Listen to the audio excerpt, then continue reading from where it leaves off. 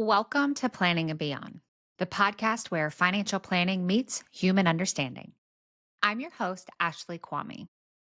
If you're new to the show, then welcome. I am so glad that you are here.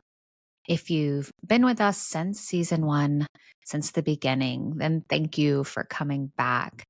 Your engagement and feedback have been absolutely incredible and directly shaped what we're going to be bringing you for season two. As we kick off this new season, I want to take a moment to just acknowledge something that I've observed in my work as a fractional financial behavior officer. There's a growing recognition that the technical financial expertise alone isn't just enough. Your clients are coming to you with complex emotional relationships about money, intergenerational patterns, psychological barriers that can't be solved with a spreadsheet or portfolio allocation alone. Season two is designed to bridge that gap. We're going to get really practical. Like really practical. Throughout this next season, you'll hear our new how to series where I'll be modeling specific conversations and techniques that you can implement immediately. We'll continue bringing you expert guests. Don't worry about that. These guests are experts in the field who are advancing not only just the field of financial planning, but also financial psychology and advisor well-being. And perhaps most excitingly, I'm going to be introducing what I call case consultations. And case consultations are where real advisors will be joining me to work through actual client scenarios. We'll be walking through the psychological dynamics at play and how to navigate them as a financial advisor. But before we dive into all that's going to be coming out for season two, I want to give you something that you can start to use right now. Today, we're going to be focusing on 3 essential skills that I believe you and every advisor need to have in order to navigate client psychology effectively. These aren't just nice to soft skills. Pause, Pete. Let me repeat that sentence. These aren't just nice to have soft skills. They're foundational competencies that will transform how you connect with and serve your clients. These 3 skills form the backbone of everything that we're going to be exploring this season. And by the end of today's episode, you'll have specific techniques that you can start to implement in your very next client meeting. All right, so let's start with the first essential skill. And this one may come as a surprise to you because I hear a lot of not just advisors, but practitioners as well say that they think that they do this really well already. And maybe you do. No judgment. Maybe you do. But there might be a few tweaks here that you can learn that you can make that will improve this skill. All right, so what is it? I'm not going to leave you hanging any longer. The first essential skill is what I call strategic listening. Now, most of us have heard about active listening at some point in our life. And you might know active listening as maintaining eye contact, nodding your head, reflecting back maybe what you heard the other person saying, using I statements. And while, yes, okay, these techniques, they have their place and they're not bad. There's nothing wrong with them, but they are actually quite limited for the complex emotional landscape that financial conversations require. Here's the problem with traditional active listening. It focuses primarily on the words being spoken and your response to those words. Research shows us, though, that nonverbal sensitivity shows us something crucial. And that is professionals who are trained to notice and interpret nonverbal cues have significantly better client relationships and outcomes than those who focus only on verbal communication. When we expand our awareness beyond just the words that are being said to include things like tone, body language, energy shifts, we gain access to the full spectrum of what our clients are actually experiencing. Now, this is what I call strategic listening. And I call it strategic listening because it's intentional, it's comprehensive, and it serves a specific purpose, which is to understand not just what your client is telling you, but what they're experiencing in real time during your conversation. Strategic listening is what I often refer to when I'm teaching as a whole body experience. It means that you're using all of your senses and awareness to gather information. You're noticing what you see. You're noticing your client's posture, their facial expressions, their gestures, where they look when they talk about certain topics. You're hearing not just their words, but their tone, their pace, volume changes, where their voice catches or speeds up. You're observing their energy. And I know that might sound like a weird kind of therapist-y thing here, right? But energy is something that you can observe and it's valuable data. Do your clients seem to shrink into themselves when they start talking about debt? Do they become animated and light up when they're talking about their children's future? Do they fidget when the topic turns to retirement? One of the things I used to notice when I was doing couples work, and I could tell when a client would start to get nervous or anxious, is because their leg would start to shake so bad. And that was always an indicator to me that there's a lot going on physiologically within that client. And I needed to pay attention to what that information was telling me.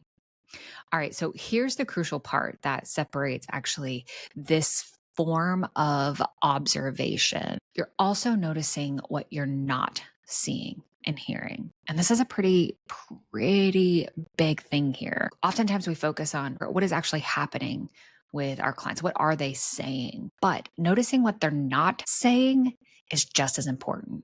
What topics do your clients gloss over quickly? What questions do they deflect? When do they suddenly become very still or very animated? What financial areas do they seem to avoid altogether? All right, let me give you an example here. So I was working with an advisor who had a client who we'll call Sarah. Sarah's the client. And Sarah kept saying that she was, quote, totally fine, right? We know that. We hear that a lot. Sarah was totally fine with their retirement timeline that they had laid out. But every time that they discussed it, the advisor and Sarah, she would cross her arms, she would lean back in her chair, and her voice would get slightly higher. She'd also quickly change the subject to ask about her adult daughter's 529 plan. The advisor initially took her, quote, I'm fine at face value and kept moving through the technical aspects. During a consultation coaching session, when we looked at this client scenario and we looked at it through the lens of applying strategic listening, we realized that Sarah's body language was screaming anxiety. And her deflection to her daughter's education showed where her real emotional energy was focused. It turned out that Sarah was deeply entrenched in this feeling of guilt about not having saved enough for her daughter's college years earlier. And now, like many clients, she was trying to, quote, make up for it by prioritizing her daughter's graduate school funding over her own retirement security. The retirement conversation that she would have, it triggered a lot of shame about past financial decisions. And so she would deflect then to an area where she felt like she could be a, quote, good mom. Now, there's something else that's pretty important about strategic listening, and that comes from research within motivational interviewing. You have to resist what Miller and Rolnick call the, quote, writing reflex. Now, I've talked about the writing reflex in some of my work if you've been following me. But the writing reflex is our natural tendency to immediately jump in and fix or correct when we hear something that's concerning or when we feel like we can be helpful. When Sarah kept saying that she was, quote, fine with retirement, the writing reflex would be to immediately launch into education about retirement security or show her projections of maybe why this approach may not quite be the best.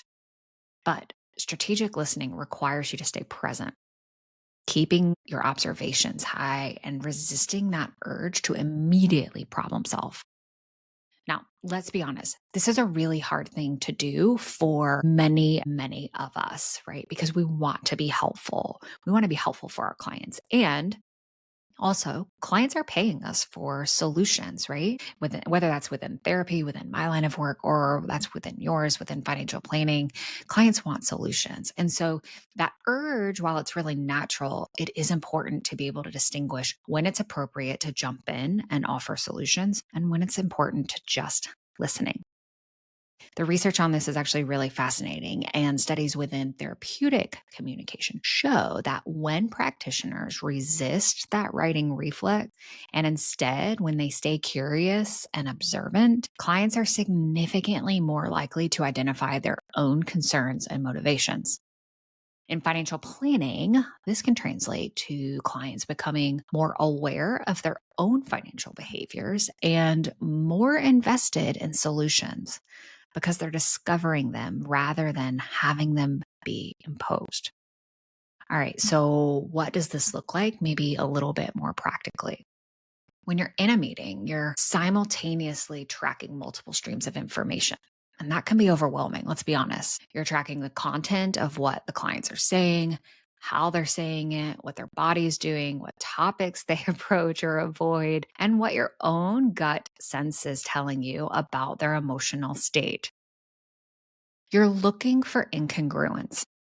So when their words maybe don't match their body language or their energy, and you're staying curious rather than immediately just jumping to solutions.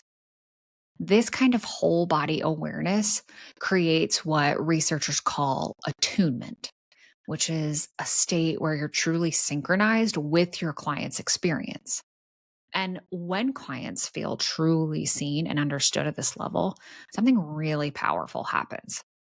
They start sharing their real story, not just the story that they think you want to hear or the story that they've been telling themselves. All right, so here's how you can start implementing strategic listening this week. First, in your next, maybe, I don't know, 2 or 3 client meetings, try what I call a whole body check in.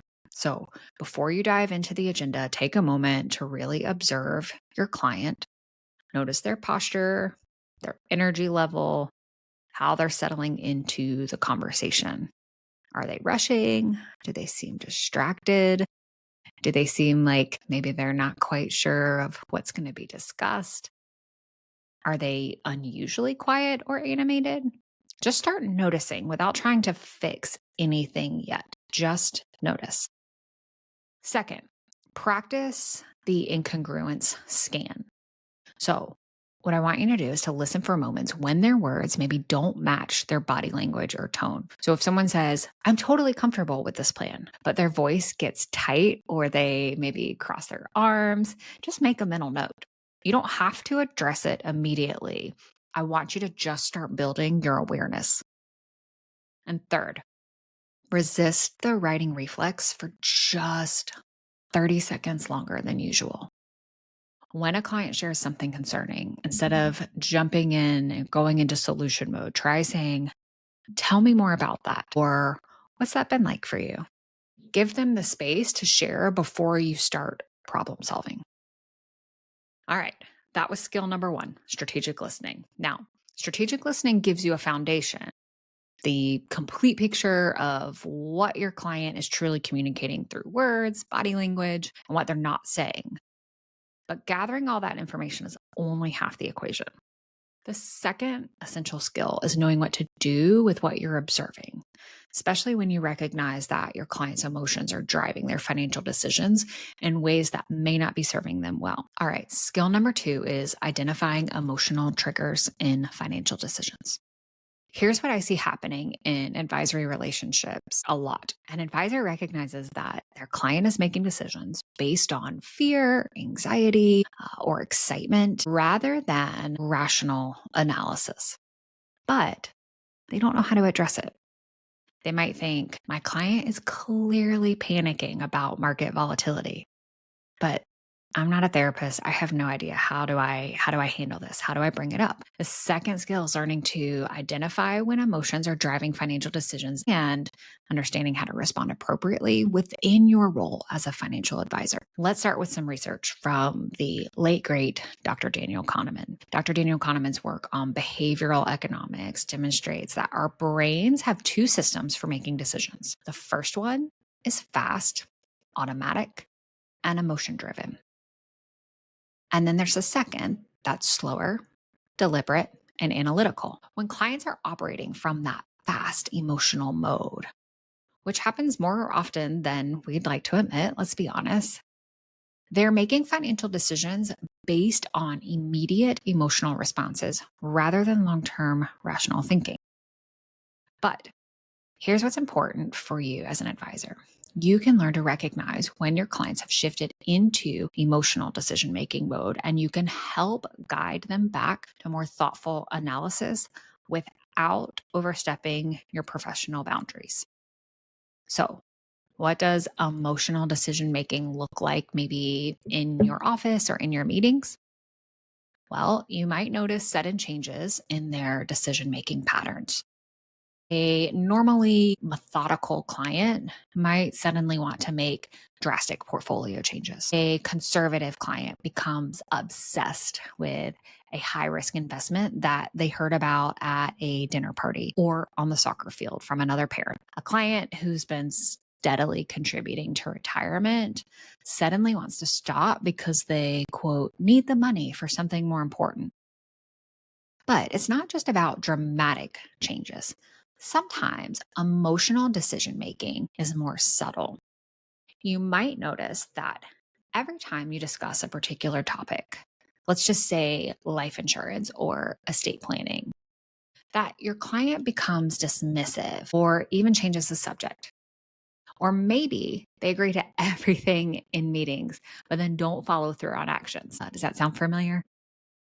The key is recognizing the emotional triggers that push clients into reactive decision making. So, some common triggers might include things like major life transitions, market volatility, which many of you experienced this past year. It might include family pressure, health scares, or anything that threatens their sense of security or control. Here's the thing, though, that we have to remember: triggers are highly individual.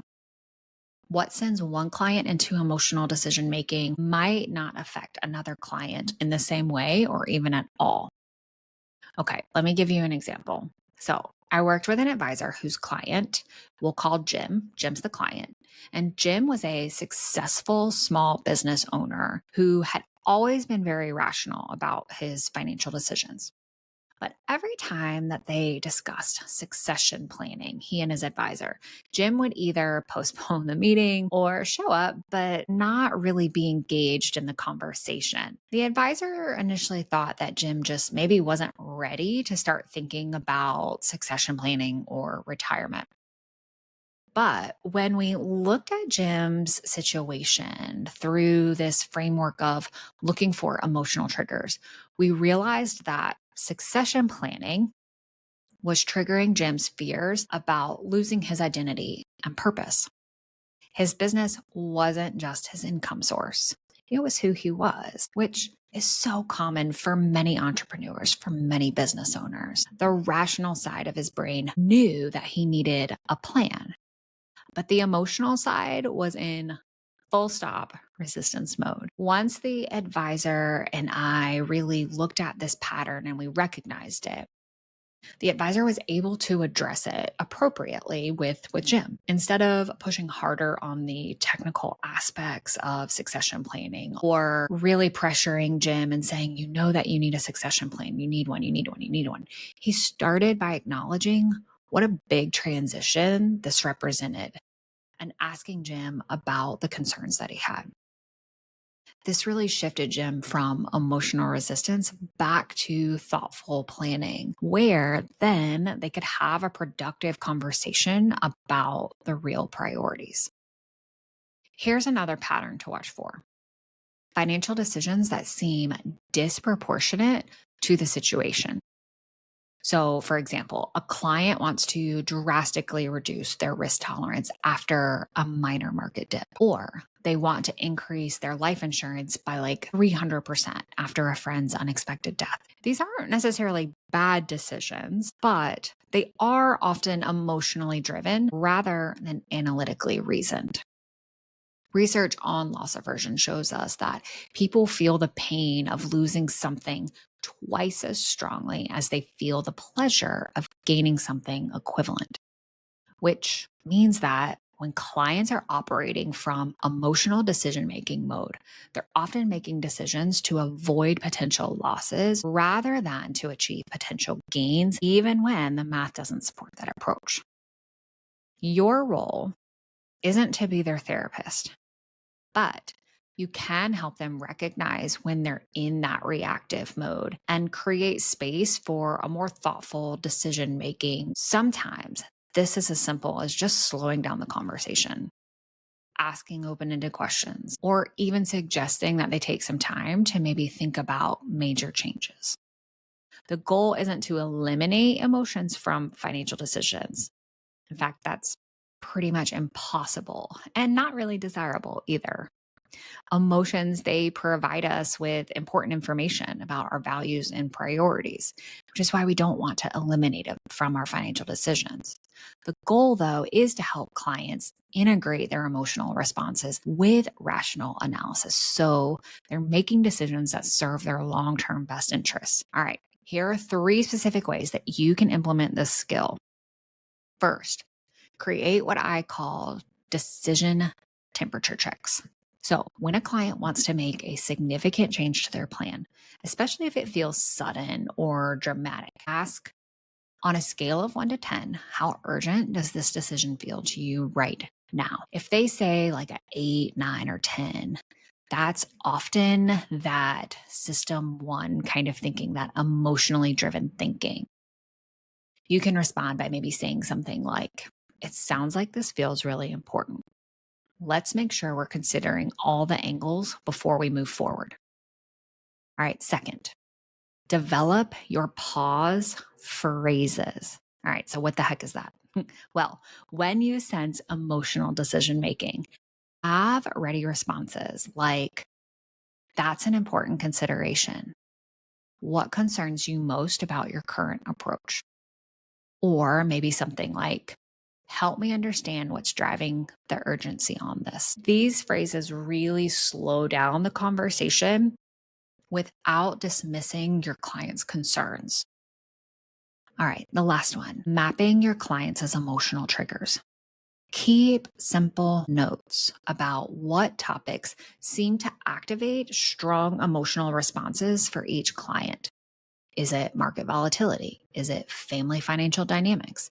Is it healthcare costs? When you know their triggers, then you can approach those topics more thoughtfully and create space for both emotional processing, but also rational analysis. All right, that was skill number 2. We've talked about how to listen and observe, and then we talked about how to recognize emotions that are influencing financial decisions. But here's where many advisors get stuck. They gather all this rich information about their client's emotional, maybe even their psychological state, but then they don't know how to address it without feeling like they're stepping outside of their expertise or making their client uncomfortable. And that brings us to our third essential skill, which is creating safety in financial conversations. This might be arguably the most important skill of the 3 because without psychological safety, your clients will never share the real story. They'll never share the fears, the family dynamics, the past financial mistakes, or the dreams they're afraid to voice. And without the real story, even your best technical advice will miss the mark. Psychological safety is a concept that comes out of research from Dr. Amy Edmondson. And she defines it as a belief that one can speak up without risk of punishment or humiliation. Now, in her studies of high performing teams, she found that psychological safety was the single most important factor in team effectiveness, more important than talent, resources, or even leadership style. Now, you might be thinking, okay, well, that's great, but how does this apply to financial advisor client relationships? All right, here's the connection here. Financial conversations are inherently vulnerable. We're asking people to share their deepest fears about security, their mistakes, their family conflicts, their most private dreams. If clients don't feel psychologically safe with you, they'll give you a sanitized version of their financial life.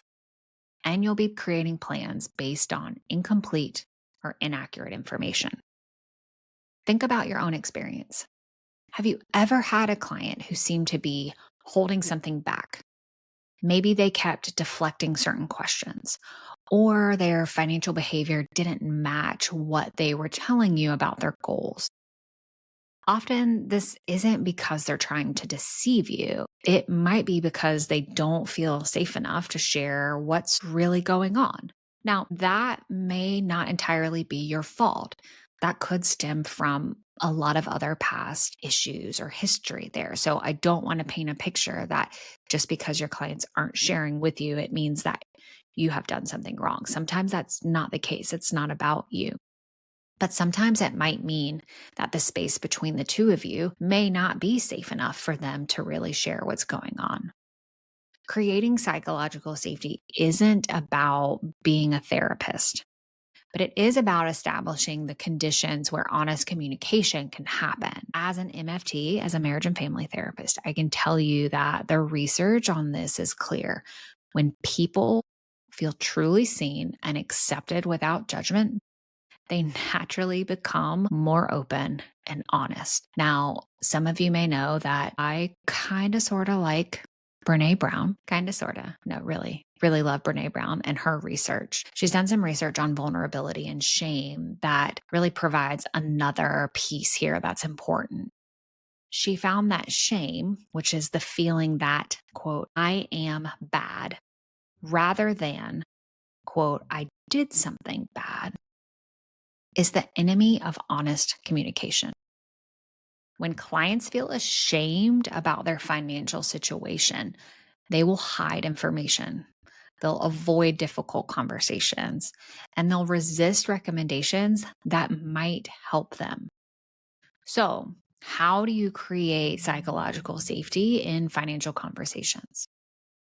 Well, it starts with your own mindset. You have to genuinely believe that your clients are doing the best they can with the resources and knowledge they have, even when they're making decisions that seem irrational to you. Usually there's a logic to it from their perspective. When I was in grad school, it feels like many moons ago, I was in practicum, and practicum was that place and space where we were learning to be therapists. We were practicing being therapists. And I was in a cohort with a few other clinicians, grad students, and my professor, my practicum supervisor. And I remember a case. I couldn't tell you the details of the case, but I just remember that several of us in this room discussing this case were like, oh my gosh, this client, what they are doing just does not make any sense. And my professor, my practicum supervisor at the time, I remember her saying, all behavior makes sense in context. Your job is to figure out the context. Now, that has stuck with me 15, 16 years later, and I truly believe that it's true. All right, let me give you an example here to kind of highlight what I'm talking about. So, I worked with an advisor whose client we will call Maria, and Maria kept insisting she couldn't save more for retirement, even though her cash flow showed that she had plenty of room. The advisor naturally was kind of frustrated because Maria would agree to increase her contributions in meetings, but then never follow through. That might sound familiar for many of you. When we explored this through the lens of safety between the advisor and Maria, we discovered that Maria grew up in a family where money was extremely tight, and her mother would hide any extra cash for emergencies. For Maria, having a large bank account balance felt emotionally safer than investing in retirement accounts that she couldn't easily access, even though she intellectually understood the math. The breakthrough came when the advisor stopped trying to convince Maria that she was wrong and instead said, "It sounds like having that cash cushion gives you a sense of security. Can you tell me more about what feels risky about moving that money to retirement savings?" This shift, this conversational shift from trying to change her mind to trying to understand her perspective, trying to understand the context, created the safety that Maria needed to be able to share her real concerns. All right, so here are some ways that you can start to create safety in those relationships. First, normalize the struggle. Let clients know that financial decisions are difficult for most people and that having conflicted feelings about money is completely normal. You might say something like, "Most of my clients find retirement planning brings up some anxiety. It's a big life change." Second, validate their concerns before offering solutions. When a client expresses worry, when they resist the urge to immediately reassure them, you want to, sorry, Pete, let me do that one again. I'm going to start at second. Second, validate their concerns before offering solutions. When a client expresses worry, resist the urge to immediately reassure them or jump into problem-solving mode. Instead, acknowledge that their concerns make sense given their situation. Third, use collaborative language. Instead of "you should do this," try "what would it look like if we explored this option?" Or "how does this approach feel to you?" This positions you as partners in problem solving rather than this dynamic of expert and student. Now, research from Dr. Carl Rogers on person-centered therapy shows us that when professionals demonstrate what he called unconditional positive regard, UPR, essentially what that is accepting clients as they are without judgment, clients become more willing to examine and change problematic behaviors. Here's what's interesting about this is that when clients feel safe, they often start identifying their own barriers and solutions. Going back, we talked about being curious, right? And when we apply curiosity, we're also giving and applying that safety there too. And just like with staying curious, if we're creating safety, clients will start to, as I said, identify their own barriers and those solutions for themselves. This doesn't mean, though, that you become passive or stop providing guidance. It means that you create the conditions, though, where your guidance can actually be received and implemented. When clients feel safe, they're more likely to trust your recommendations. They're more likely to follow through on action items and stay engaged with the planning process, even when it becomes uncomfortable. All right. Now, I know that was a lot going over those 3 skills. How are you guys feeling right now? I know that maybe some of you are a little overwhelmed. If you are, that's totally normal. You can go back and you can go through a little bit more slowly those 3 skills. But let's bring this back down to earth for a minute. All right, the 3 skills that we just covered were strategic listening, identifying emotional triggers, and creating psychological safety. These aren't just academic exercises, and they're not just therapeutic information. Let me repeat that again, Pete. All right, here's what we just covered. We covered strategic listening, identifying emotional triggers, and creating psychological safety. Now, these aren't just academic exercises, and they're not just therapeutic interventions. These are skills that separate good advisors from great ones. And honestly, they're skills that will make your job just easier and more fulfilling.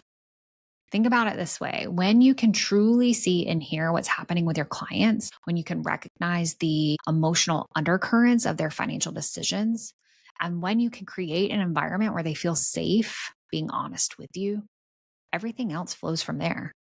Your recommendations land better. Your clients actually follow through. Those difficult conversations, well, now they're opportunities for deeper connection instead of sources of stress. Here's what I want you to know, though. You don't have to master all 3 of these skills overnight. Pick just one. Maybe it's paying attention to what your clients' bodies are telling you during the next few meetings. Maybe it's noticing when someone seems to be making decisions from an emotional place instead of a logical one. Or maybe it's experimenting with being a little bit more curious and a little less advice giving in your conversations. Whatever it is, start small. Start small, notice what happens, and then build from there. Because here's the thing, and this is what we're going to be diving deep into throughout season 2. When you integrate these psychological insights into your practice, you're not just becoming a better financial advisor. You're becoming the kind of advisor that clients trust with their real stories, their real fears, and their real dreams. That's where the magic happens. So, here's what's coming up this season. I told you that we have our how-to series of episodes that'll be released or sprinkled out through season 2. These how-to episodes, I'll be modeling skills in action. So you'll hear exactly how I might phrase or run a meeting or a conversation. So what we have coming up is how to ask about a client's money history without making it feel like an interrogation or a therapy session. In these episodes, I'll give you specific language for how to address these scenarios and things to be looking out for as well. Now, with our guests, we're going to be bringing on guest experts who are pushing the boundaries of what it means to provide holistic financial advice. We're going to be talking about advisor well-being. We'll be talking about neuroscience of financial decision making, and we'll even be talking about all of the other things out there. I don't want to spoil it. I don't want to give it away, but we'll be talking about a whole lot with some pretty fantastic guests. All right, those case consultations I mentioned. This is where everything really comes together. This is where we have real advisors, real clients, real challenges, and we'll be walking through how to apply everything that we're learning, all of the insights that can really help you to break through these barriers that have been keeping them stuck. Now, if you have an interest in being a part of one of these case consultation episodes, you can email me at hello@beyond and just put something in the subject line like case consultation interest. We can coordinate a time to discuss and to chat further. This is just the beginning, my friends, and I'm genuinely excited about what we're building here together. Thank you all so much for tuning in and for allowing me into your ears and into your mind today. If you found value in today's episode, I'd love to stay connected with you. You can follow me on LinkedIn, where I share insights, tips, strategies, all about implementing financial psychology into your practice. You can also subscribe to our weekly newsletter at beyondthefp.com, where we share resources and strategies that you can put into practice. Don't forget, though, most importantly, don't forget to follow the show wherever you get your podcast so that you never miss an episode like this one. And remember, my friends, finances don't have feelings, but your clients do. Until next time, keep planning, keep growing, and keep going beyond.